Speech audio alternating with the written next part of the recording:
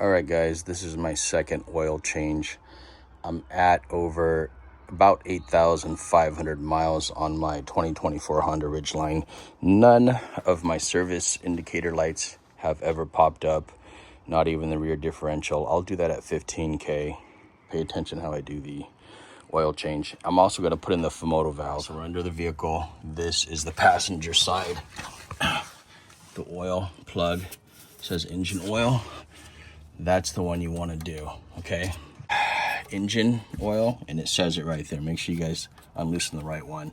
All right, guys, this is a 17 millimeter socket, okay? You can use any kind of ratchet. I'm doing this one-handed. I was able to loosen it, get my catch bucket. I left my pan at my stepkid's house. So let's take a look at the oil. See how she looks. Here we go. Perfect. It looks pretty black, but it looks pretty good. So overall, I'm pretty happy with it. We're gonna let it drain for a while. Take a look at that. Guys, this is the part that sucks the most. Now it's just gonna flow everywhere.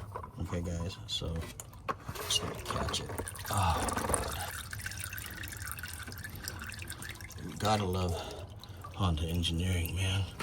I mean, look at this crap, just all over the arm. I even have one of those stupid funnel forms. It's not working right now for it, so I'm just gonna make it a mess. But yeah, it's almost out. I'm just gonna need two hands here so the phone's going down. Let's see if I can put this in with one hand. You don't want to over tighten this, okay? Make sure you got some paper towels. You're gonna need it. Here's my bucket full of oil. Wipe that, snug it tight, call it good. That's about it, guys. Just wipe it dry, wipe everything here with paper towels, make sure there's no more leaks and drips, and then we're gonna go fill it up with fresh oil.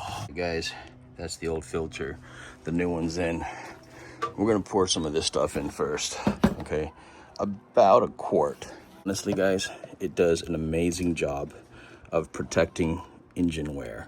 Okay, so I'm gonna put about a quart of that in. Doesn't have to be exact, but this stuff works really well. It quiets the engines, it gives it superior protection, and honestly, does not affect miles per gallon. So I put this in all my vehicles. I've never had any problems whatsoever. I'm gonna let that drain down, top it off with some of that, and we're good to go. Thumbs up, guys. All right, guys, I'm at 8,500 miles for my second oil change. Now, what you want to do is you want to go to vehicle settings to reset your oil. Maintenance information right here. Now it says 50% B16. I'm gonna go ahead and select